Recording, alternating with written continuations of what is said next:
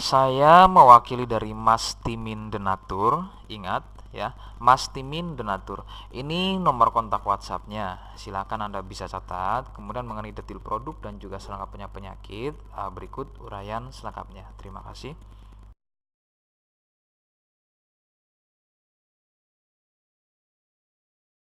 Saya tidak menjamin kesembuhan Anda ya. Jadi ini adalah paket untuk penyakit paru-paru ya, TBC, bronkitis dan lain-lain. Obatnya sudah berizin resmi BPOM, Dinas Kesehatan, dan hal kapsulnya dari MUI pun sudah ada. Silakan kontak ada di awal video ini. Ini saya lakukan karena saya tidak mungkin melayani lebih dari satu pasien secara bersamaan ya, sehingga demi pelayanan prima, respon cepat, kontak saya bagi ke orang yang mengunggah konten video saya ya. Denatur sedia di Tokopedia, Bukalapak, Lazada dan juga Shopee. Nama tokonya adalah Mas Agil ya. Bisa catat Mas Agil. Kemudian untuk mencegah penipuan, mohon kontak hanya di area video ini ya. Terima kasih. Wassalamualaikum warahmatullahi wabarakatuh.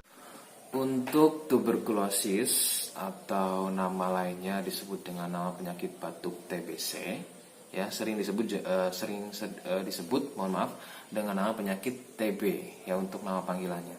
Penyebabnya adalah bakteri Mycobacterium tuberculosis. Ini yang menyebabkan luka atau plak pada bagian paru-paru, sehingga inilah yang disebut dengan penyakit batuk TBC.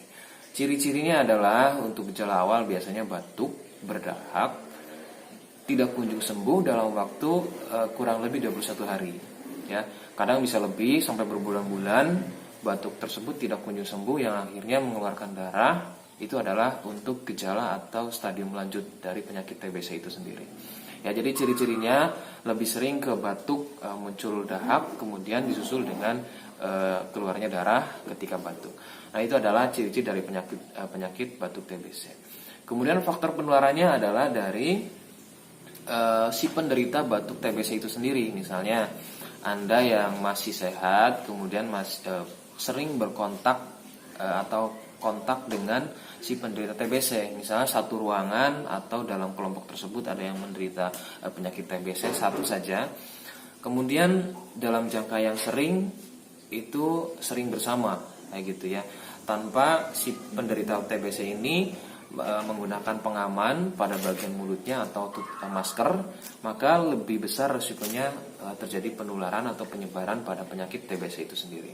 Karena untuk virus atau bakteri Mycobacterium tuberculosis ini akan menyebar melalui udara dari percikan-percikan air liur. Ya, misalnya dari batuk, kemudian ada semburan air liurnya yang masih terbawa udara atau angin pada ruangan tersebut. Tanpa adanya cahaya yang cukup, maka itu akan mempermudah penularan penyakit TBC.